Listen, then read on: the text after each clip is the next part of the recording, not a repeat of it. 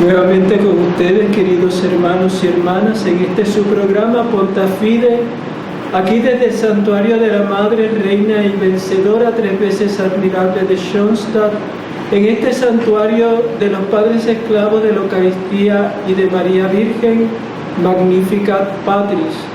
Estamos pues en este lugar de gracia para nuevamente seguir las reflexiones que estamos haciendo en torno a estos acontecimientos de nuestra época que son tan convulsos y donde tenemos que dar razón de nuestra esperanza, especialmente porque ya no tenemos las estructuras que anteriormente nos permitían servirnos de referencia.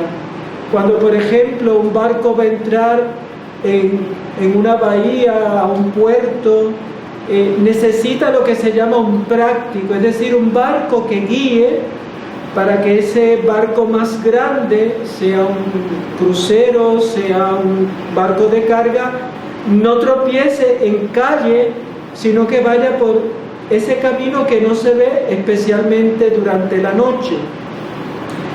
Y ese práctico es el práctico para nosotros de la fe. Pero la fe siempre necesita unas guías, y esa guía es el dogma, esa guía es el catecismo de la Iglesia, esa guía es la liturgia. Y hoy, en el ambiente en que nos movemos dentro de la Iglesia, esas guías están un poquito, en ciertos sectores de la Iglesia, están como nebulosos. Estamos ante mucha niebla y no se ve por dónde tiene que tirar la fe. Muchos se lo preguntan y ese es parte de lo que hoy vamos a tener en el programa de hoy.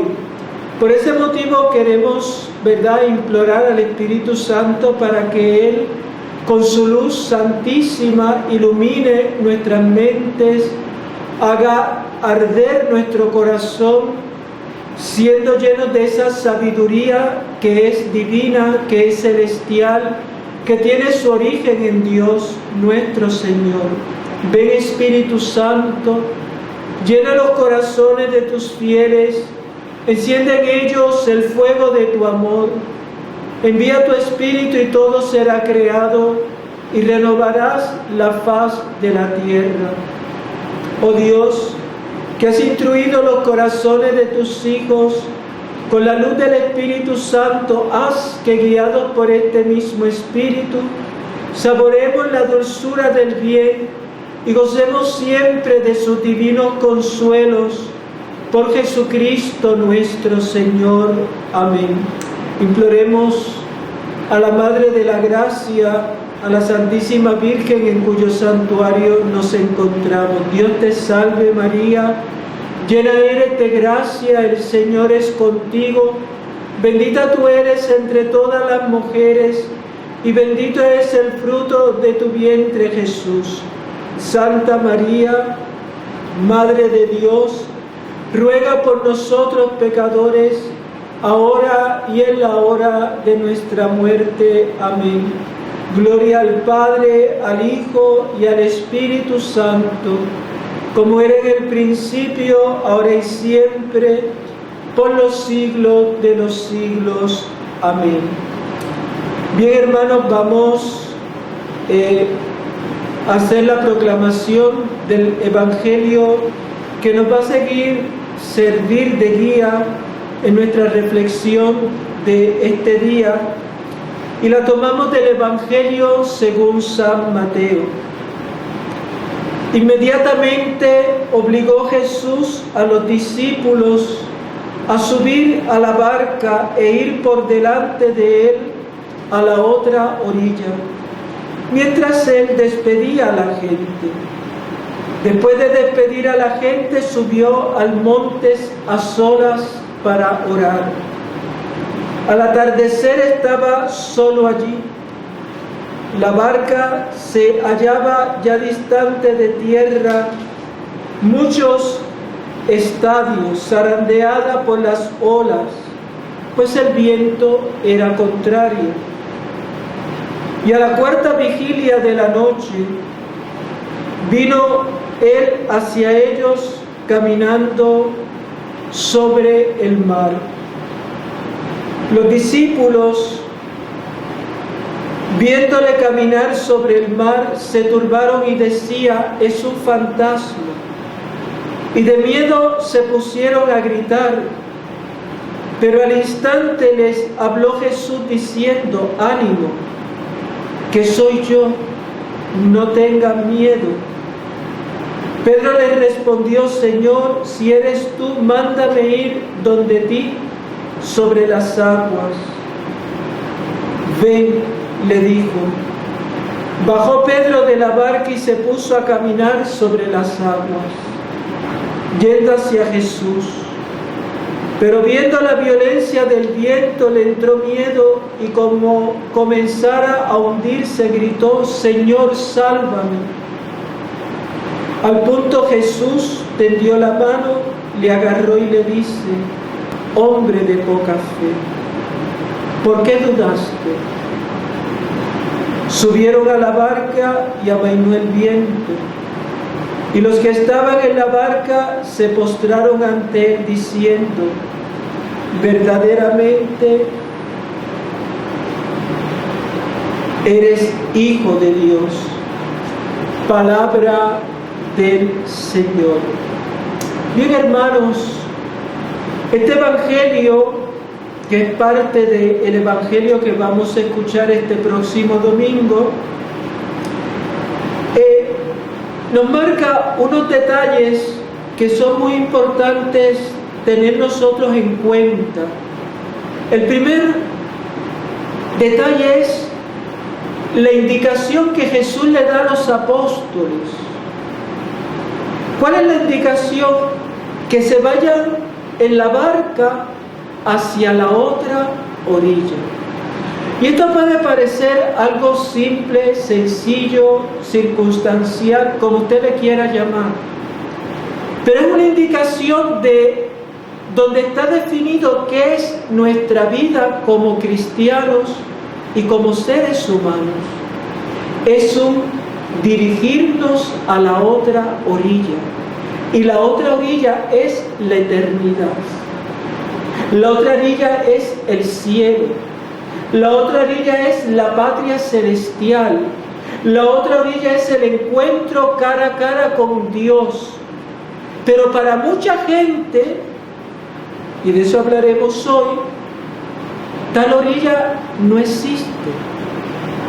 Por lo tanto, ya Jesús nos está dando una indicación que vamos en camino y tenemos una meta.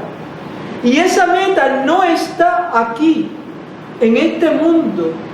Esa meta para nosotros va más allá y es real, es el cielo, es la vida eterna, es el encuentro con Dios.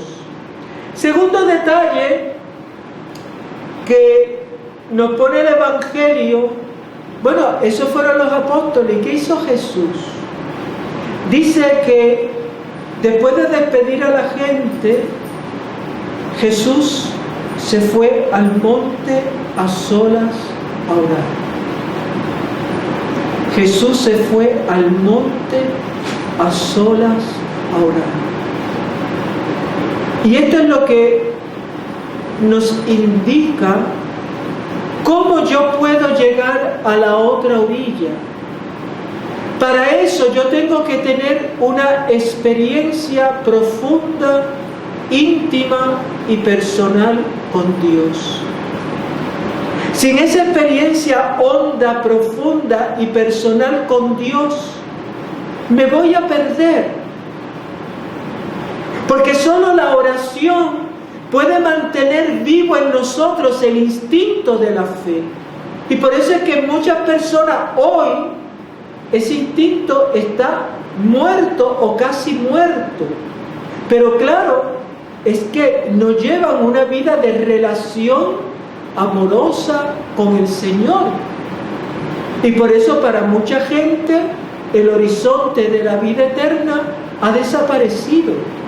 Pero ahí está la segunda indicación. Jesús nos invita a encontrarnos con Dios en la oración. Y fíjense que Jesús dice que subió al monte a solas. La gente se quedó atrás. Hay que saberse desconectar. Hoy mucha gente está conectada al Facebook, conectada al Instagram, conectada al Twitter, conectada a un montón de redes sociales, conectada por el Zoom, conectada pues por todas esas plataformas que nos permiten pues acortar distancias. Pero ¿cuánta de la gente de hoy no sabe acortar las distancias con Dios? Viven en lejanía, incluso ya le han perdido el gusto por la vida espiritual. Y hablo de cristianos, sin contar los que ya han perdido del todo la fe, como son los ateos o los agnósticos. Cristiano, ¿cómo anda tu vida de oración?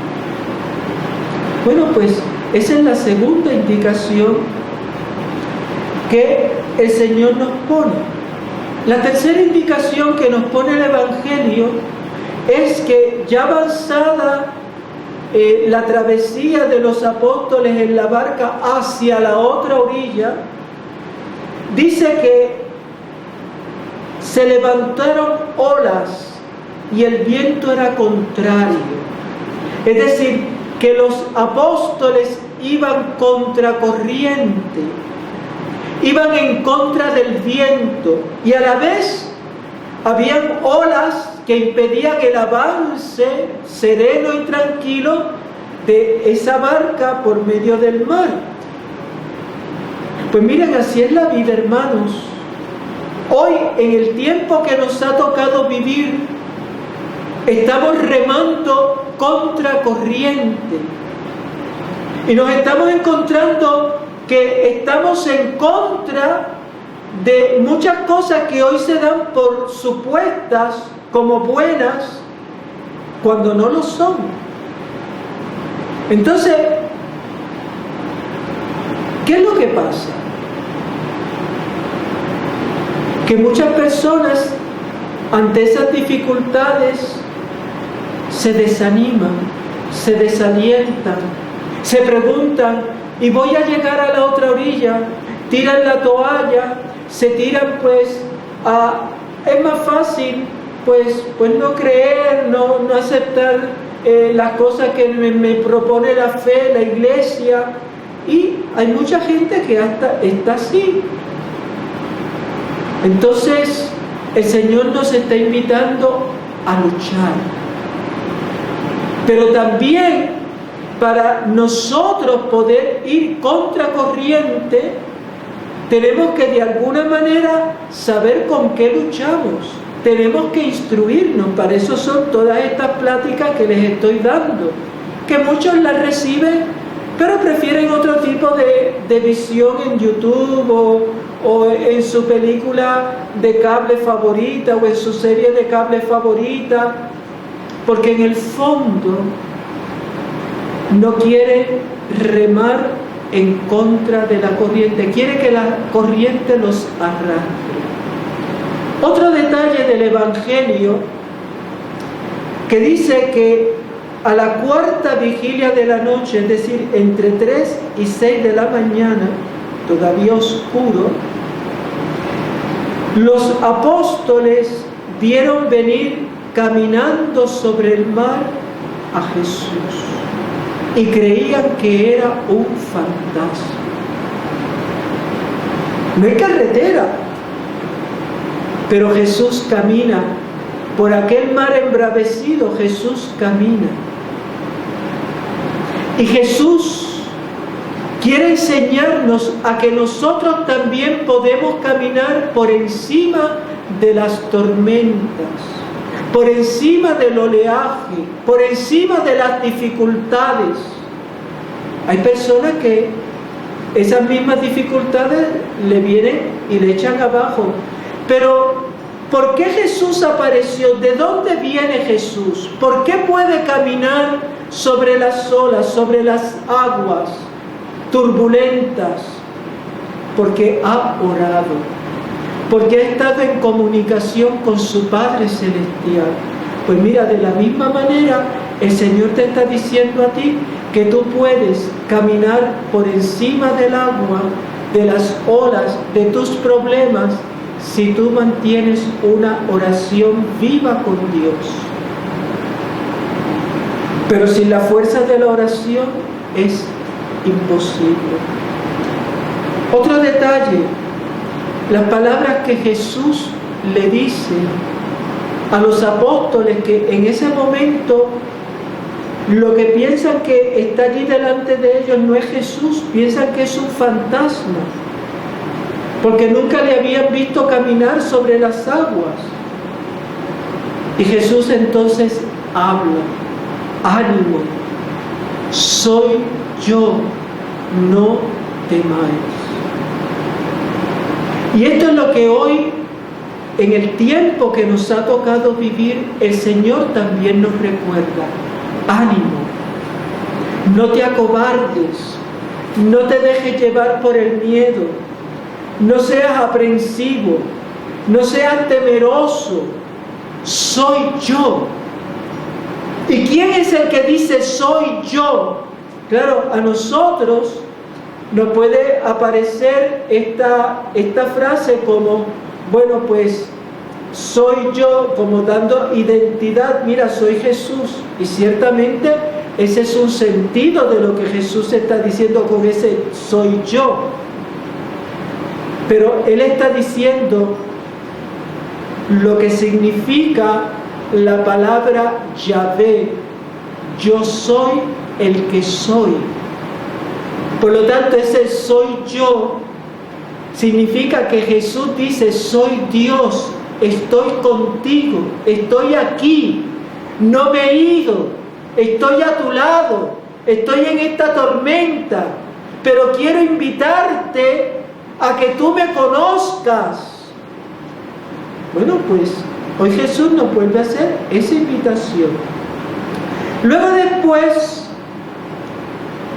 hay como un cambio en el panorama que nos presenta el Evangelio, y esta vez es Pedro que va a tomar la iniciativa y le va a decir a Jesús que si es Él, que así es como Él entendió estas palabras, que le mande a caminar sobre las aguas. Y Jesús le dice: ok, no hay problema, ven. Y Pedro comienza a caminar sobre las aguas. Yo me imagino la sorpresa de los apóstoles por la virtud de la palabra de Jesús, como Pedro podía caminar sobre las aguas. Por lo tanto, ¿qué quiere decir este mensaje del Señor para ti en este día? Que tú también puedes caminar sobre las aguas. Si tú te dejas guiar por la palabra del Señor, si tú te dejas conducir por esa voz interior con que el Espíritu Santo te habla y con la que el Señor se manifiesta a tu vida. Pero tristemente algunos se han desconectado de la vida de oración, del diálogo con Dios, y llega el momento en que, como no han podido escuchar la voz del Señor, se hunden como Pedro en las aguas. Fíjense que Pedro, ¿cuándo comienza a hundirse en el agua? Dice: cuando ve la violencia del viento le entra miedo. Le entra miedo. Porque claro, dejó de poner los ojos en Jesús. Y cuando tú o yo dejamos de poner la mirada en el Señor y empezamos a ver la magnitud del problema, de la enfermedad, la magnitud de los acontecimientos que están ocurriendo en el mundo y en la iglesia, te hundes. ¿Y por qué te hundes?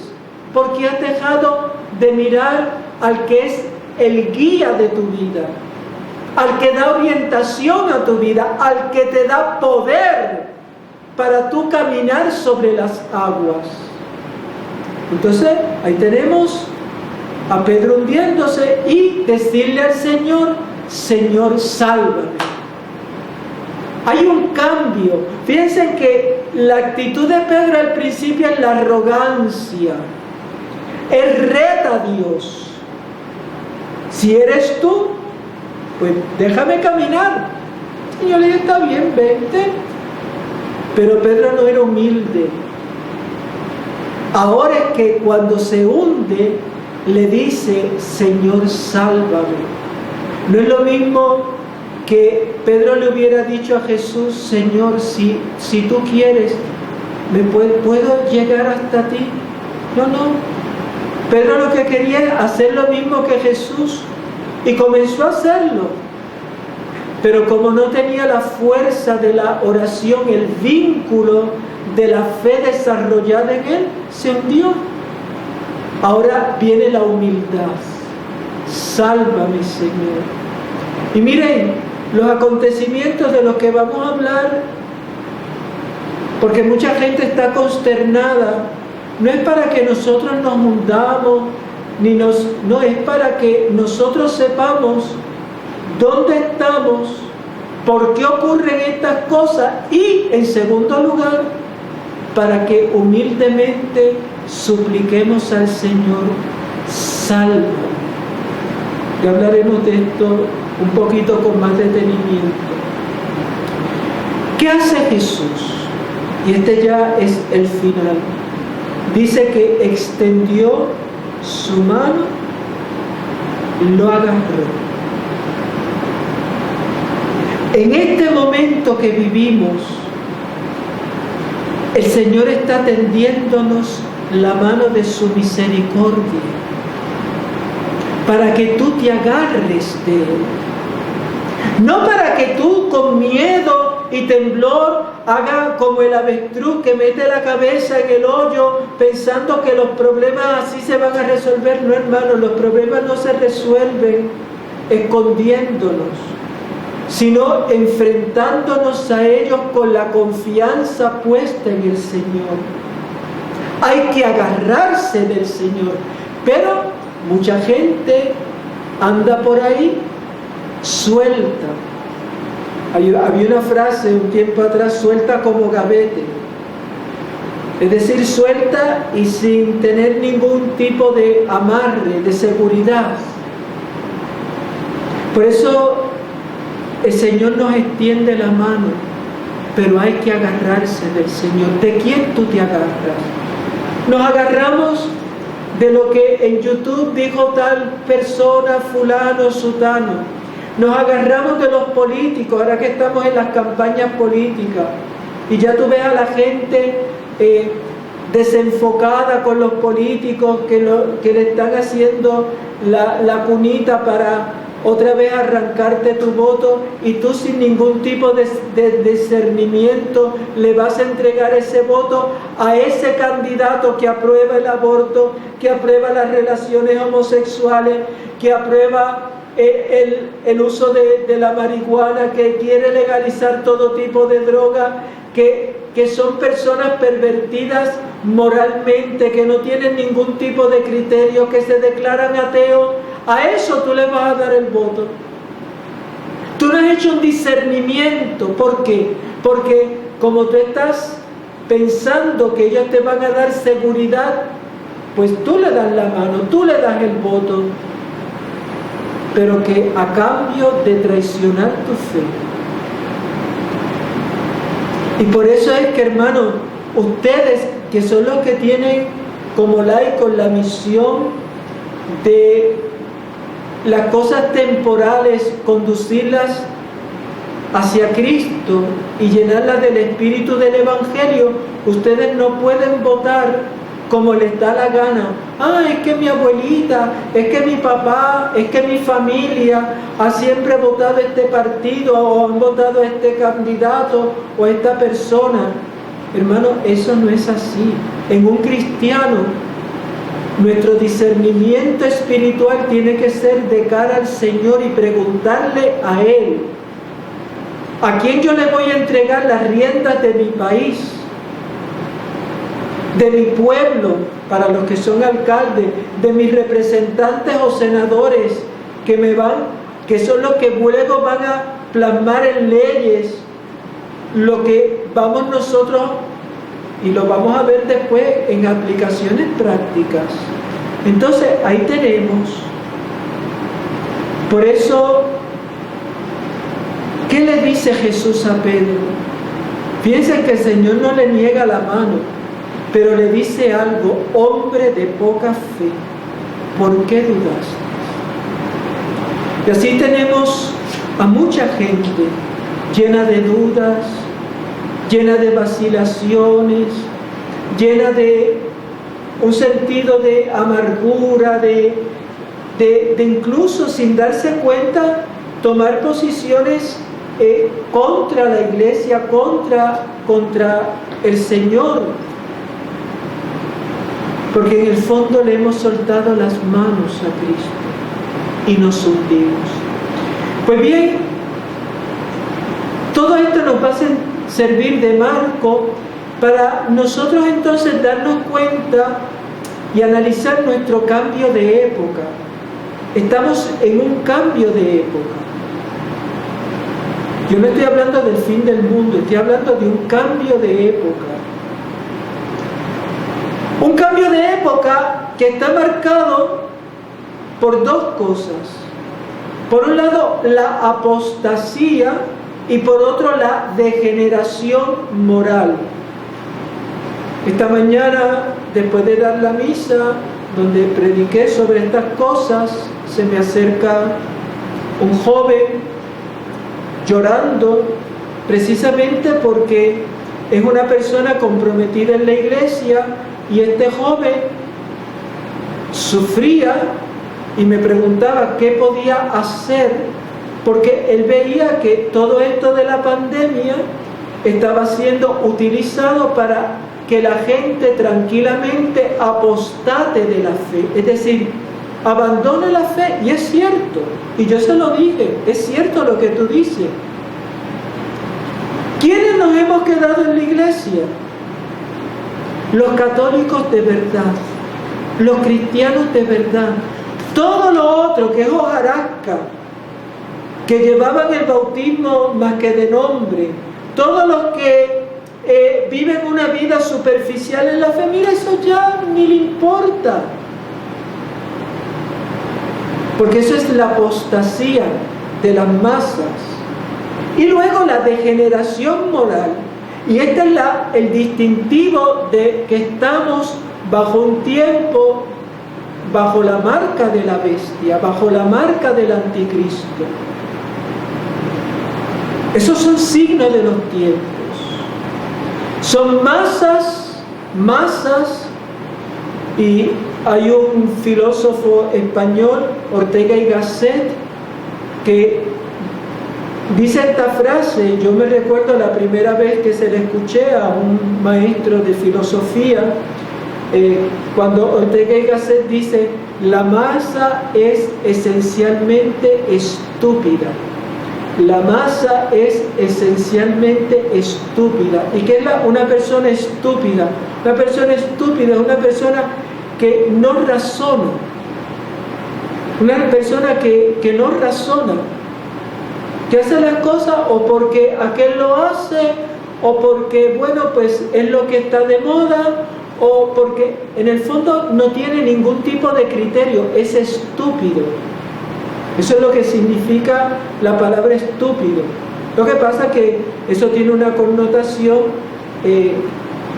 peyorativa en nuestro lenguaje, pero por eso cuando él dice la masa es esencialmente estúpida, significa que tenemos un montón de personas que no razonan, que han sido trabajadas para que no piensen, para que vivan en su mundo, y por eso están agitadas por una dictadura totalitaria.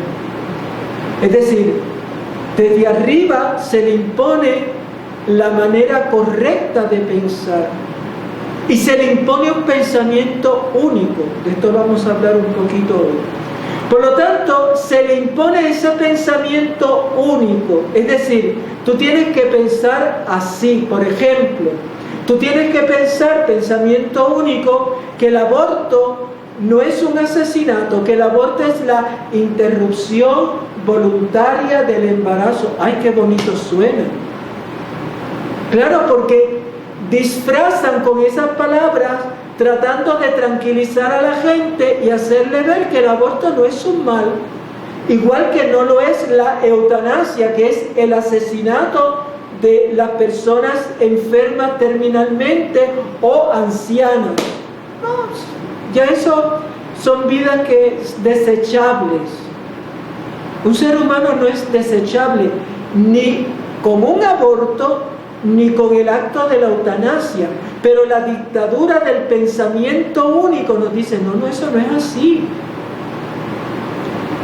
Y como la gente no piensa, no tiene criterios, no hay reflexión, pues la gente empieza a decir y hablar como le enseña esta dictadura del relativismo.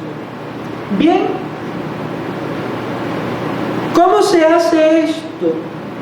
Con la manipulación que a través de los medios de comunicación, tanto las redes sociales como los medios tradicionales, prensa, radio, televisión, van manipulando a través de los medios, y los medios imponen censura, es decir, los medios te dicen lo que es políticamente correcto. Las personas no católicas no tienen problemas porque tú estás viendo a tus artistas, tú estás viendo películas y ahí no te van a decir nada sobre, no te van a censurar porque eso ya pasó por el filtro de la censura. Pero tú que quieres ser un católico coherente, un cristiano coherente, te vas a encontrar que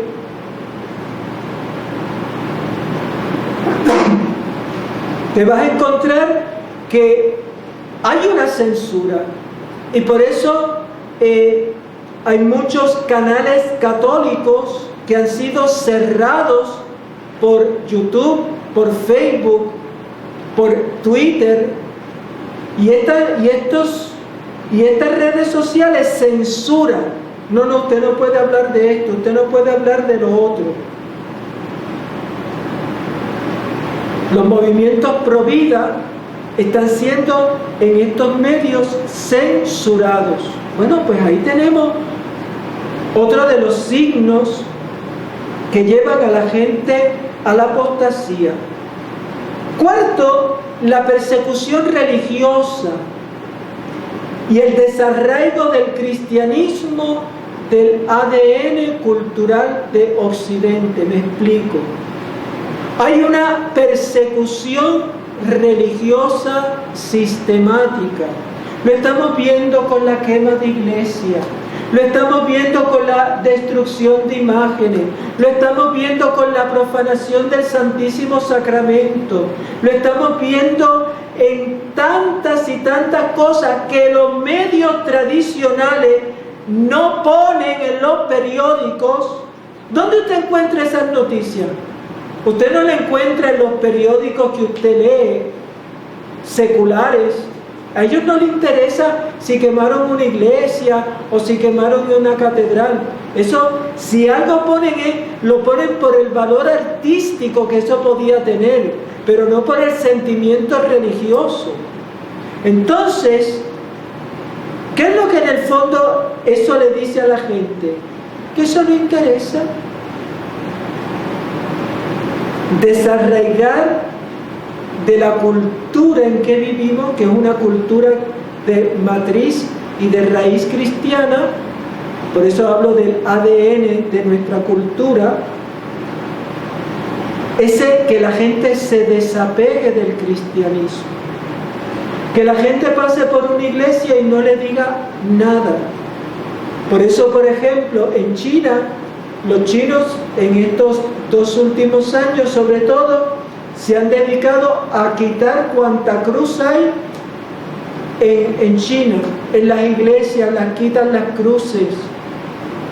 Incluso en China, por poner un ejemplo, no es el único, eso está también pasando en Europa y está pasando en otros lugares del planeta.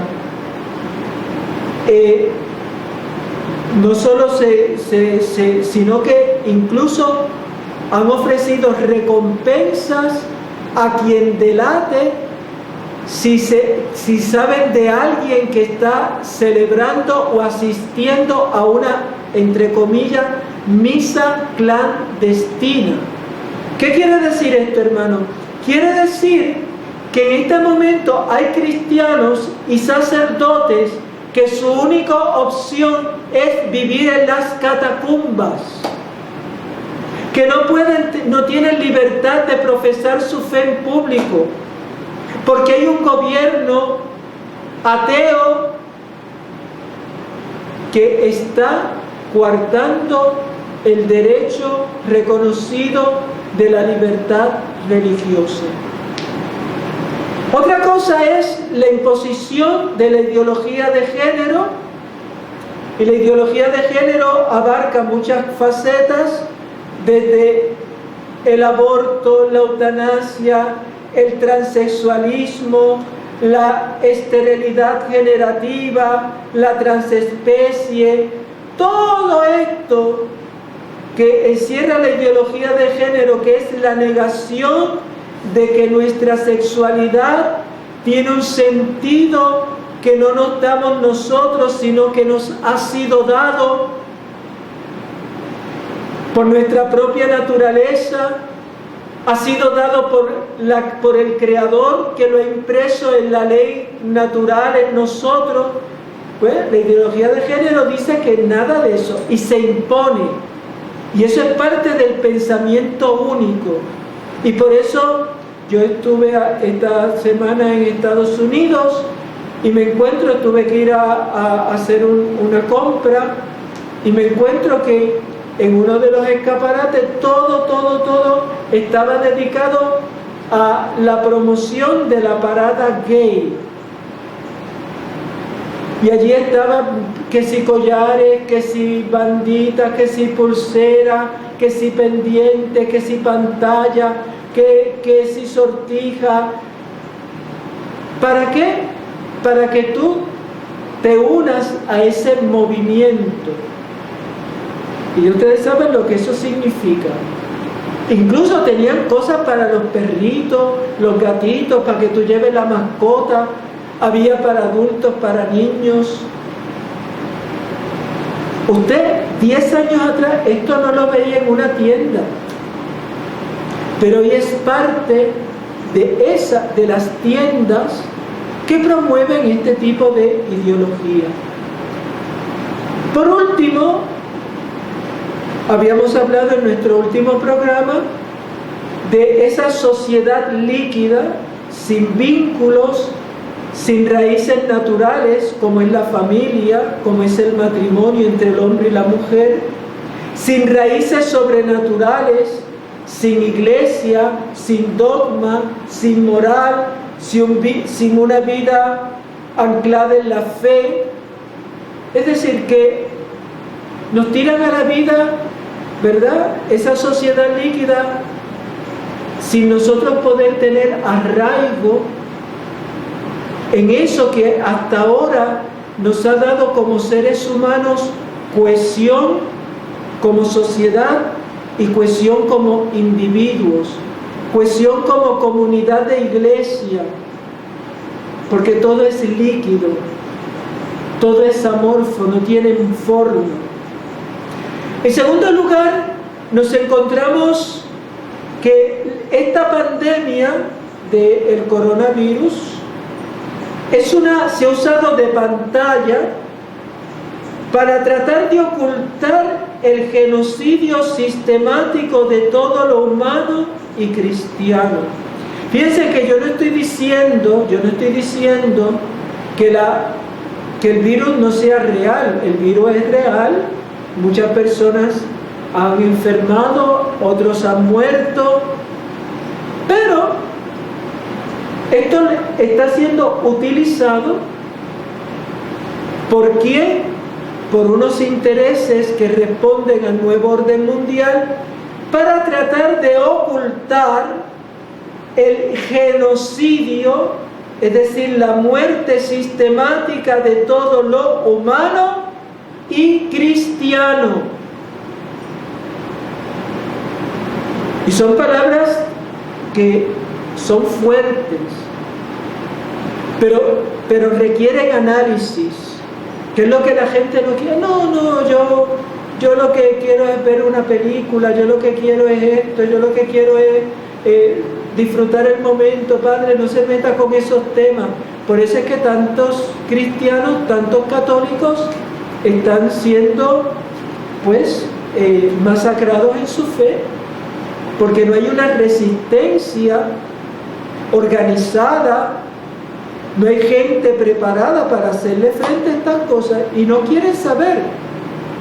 Entonces yo le digo esto y dicen que es que yo soy un conspiranoico. Miren, yo no soy ningún conspiranoico. Yo soy un sacerdote que les está hablando con la libertad de los hijos de Dios sobre realidades que están siendo demostradas por personas muy audaces que están poniendo en riesgo su profesión, su vida, que están siendo perseguidos precisamente por decir las cosas como hay que decirlas. Se trata, por lo tanto, por poner un ejemplo, de patologizar la Eucaristía, que es la fuente y la cumbre de la vida cristiana. ¿Qué es lo que quiero decir con esto? Se trata de patologizar la Eucaristía. Patologizar es declarar enfermo algo. De ahí viene el patólogo, que trata de las enfermedades. Patologizar la Eucaristía es decir que, si yo voy a la iglesia, eso es un foco de enfermedad, de la pandemia. Miren, hermanos, nadie se enferma por comulgar, nadie se enferma por rezar, nadie se enferma por recibir a Cristo, por recibir los sacramentos. Nos enfermamos por otras cosas que son negligentes, como ir al chinchorreo, como no usar las precauciones debidas. Esas son las cosas que enferman. Pero no es Cristo el que enferma, no es la Eucaristía la que enferma, no es la iglesia la que enferma.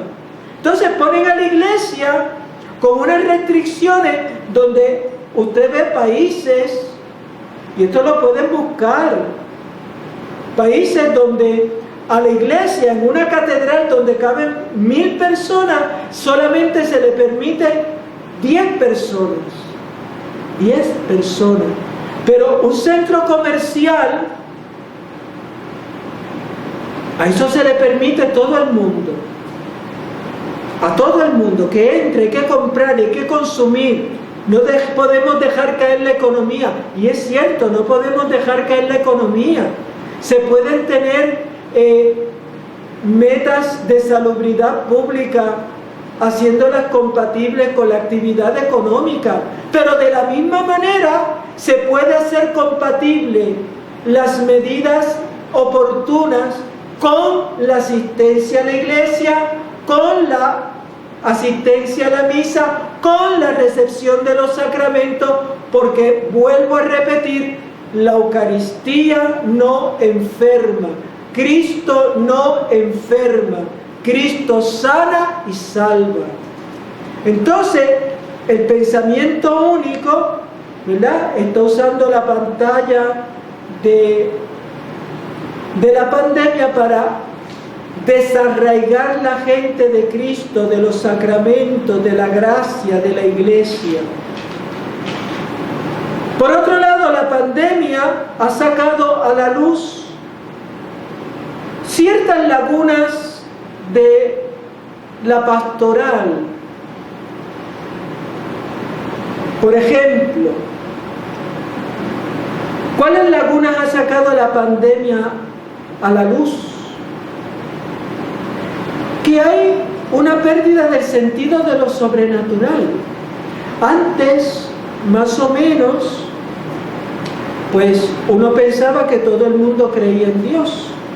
Hoy eso tiene un gran signo de interrogación y nos damos cuenta que ahora es que sabemos quién es quién y quién tiene fe y quién no tiene fe. Y vemos esa pérdida del sentido de lo sobrenatural y todo el mundo hablando más que de la pandemia, del coronavirus, de todo lo que tengo que hacer, de evitar, de que hay que encerrarse, de que hay que usar la mascarilla, cosa que si hay que hacerla se hace. Pero aquí el problema es la pérdida del sentido sobrenatural.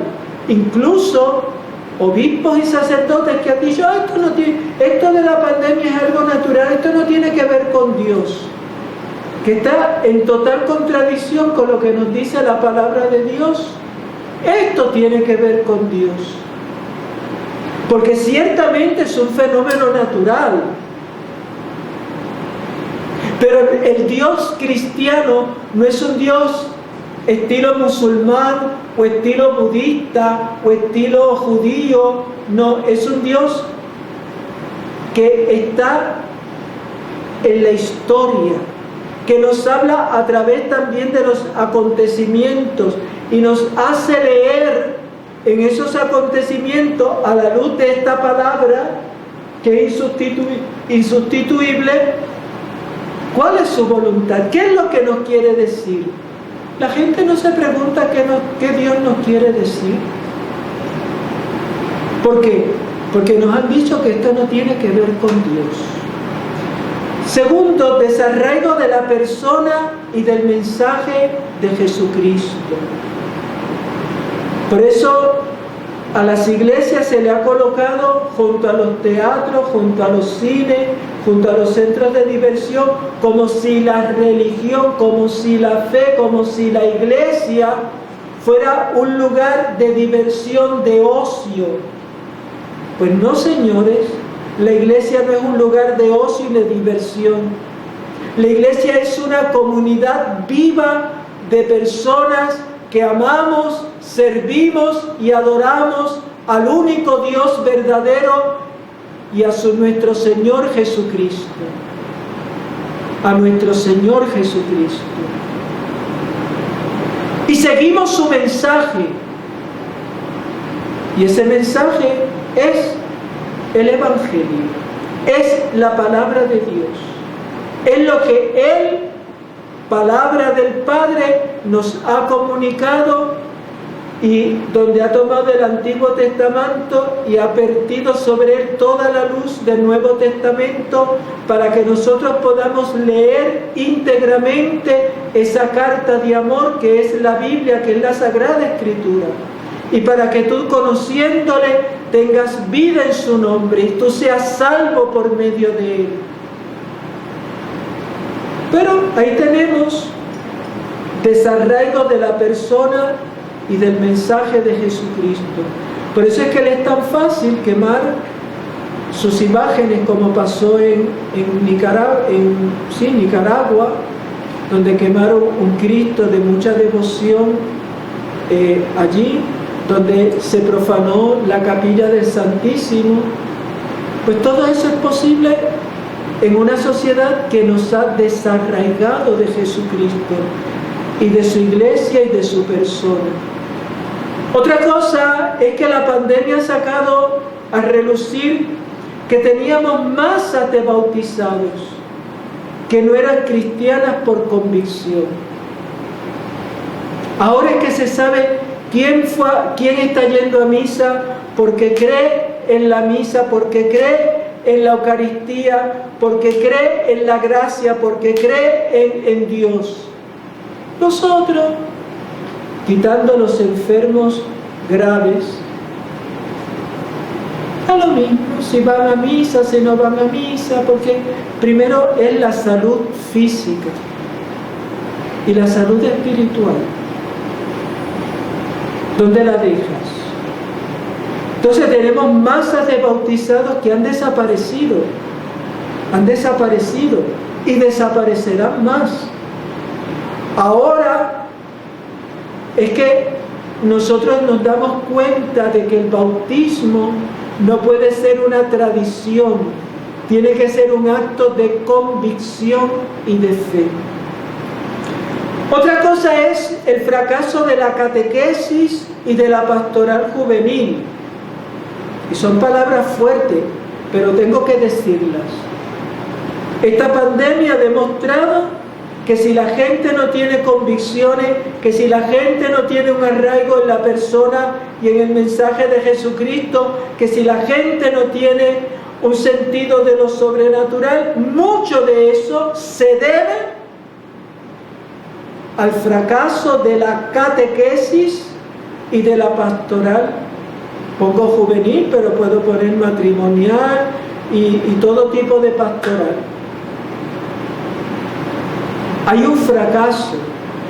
Se lo digo porque a mí me han venido personas que están encargadas de trabajar en esta área de la catequesis y sorpresivamente los catequistas, es decir, los que se suponía que era el núcleo duro de la iglesia, hoy eso todo ha desaparecido. Todo eso ha desaparecido. Por eso hay un desconocimiento de los contenidos de la fe. Hay un desconocimiento de la moral católica. Hay un desconocimiento de cuáles son los principios de la moral. Y claro, al haber ese desconocimiento, la gente le da lo mismo esto que lo otro. Chinas por botellas. Juventudes atrofiadas por un humanismo ateo, acrítico y amoral. Los poquitos jóvenes cristianos hoy han desaparecido de la iglesia. Usted ve en la iglesia viejos que se arriesgan a ir a la iglesia, alguna que otra familia que va con sus hijos a la iglesia y se acabó. ¿Dónde están los otros? Ah, qué padre, que es que ya no hay precepto dominical, no hay precepto. O sea que lo que marca mis convicciones son las obligaciones o es el amor. Entonces somos fariseos, estamos engañados, servimos al Señor por interés. Pero eso pasó por una etapa de juventud donde se dejaron sembrar en nuestros jóvenes, en nuestras universidades, en nuestras escuelas. El problema es más complejo. Estoy simplificando, hermanos. El problema es complejo, pero quiero llevar a que nos demos cuenta de cómo la pandemia ha sacado a la luz realidades que tenemos ahora que nosotros pensar, bueno, ¿y qué respuesta le vamos a dar a esto? Pongo un ejemplo de esto de los jóvenes. Ocurrió aquí mismo, delante de nuestro monasterio, ahí en la avenida del frente, en el garaje. Me pasaron el video, me dieron la noticia por la mañana. El papá de este joven, un joven de nuestra parroquia, que fue abatido como un marrón a plena luz del día, en plena avenida, delante de todo el mundo, a marronazo limpio, poniendo a este joven que fue atacado de esta manera, pues en peligro de muerte. Y ayer fue Padre René a atenderlo en el hospital. Bien, hermanos, esto es en una sociedad. Hoy me pasan otro video, aquí también en nuestro pueblo, 2 hombres y 2 mujeres peleando.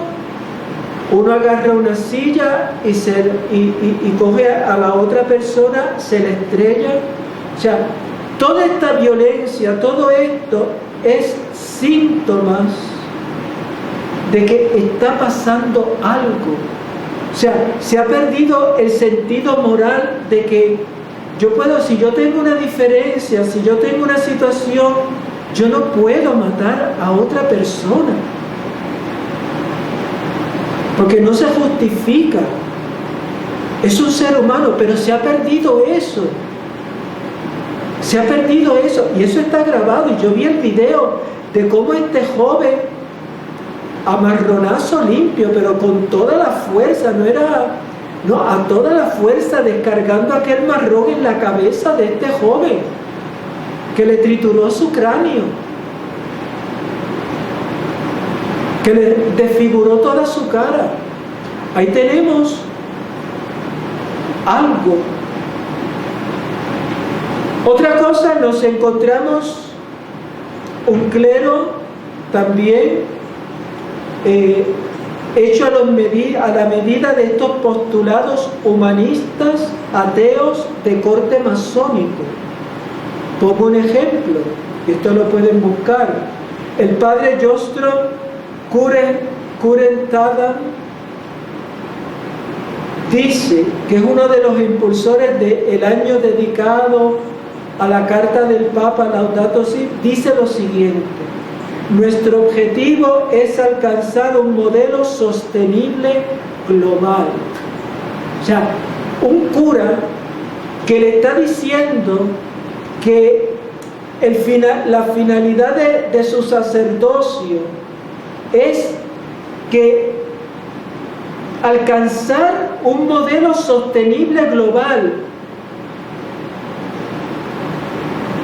Mire, eso que me lo diga personas que trabajan en calidad ambiental o personas que trabajan en agencias gubernamentales para la cuestión de la conservación de la naturaleza como recursos naturales, o personas que trabajan en agencias federales dedicadas al clima, pues yo lo puedo entender. Pero que un sacerdote tenga como meta alcanzar un modelo sostenible global, ahí es donde nos damos cuenta que hay un clero que está desenfocado pastoral, y todo esto ha salido ahora. Ya se venía viendo, pero ahora es que sabemos. Curas que han cerrado las iglesias por miedo a contagiarse, cuando el Señor nos dice todo lo contrario: el buen pastor da la vida por las ovejas. Eso no quiere decir que, bueno, pues yo me voy a quitar la mascarilla, no me voy a desinfectar, no voy a tener la debida prudencia. Claro que la tenemos que tener, porque eso es un acto de caridad también hacia el prójimo. Pero yo no puedo dejarme llevar porque yo me muero. Ah, pero ¿por qué me puedo morir tranquilo? Porque sé que hay una vida. San Luis Gonzaga murió a los 24 años y no se ordenó sacerdote porque estuvo asistiendo en Roma a los apestados, a la famosa peste bubónica de aquella época, a los apestados de su época, y él se contagió y murió. Pero a los 24 años muere mártir de la caridad, muere santo. Pero como estas cosas hoy no se quieren decir.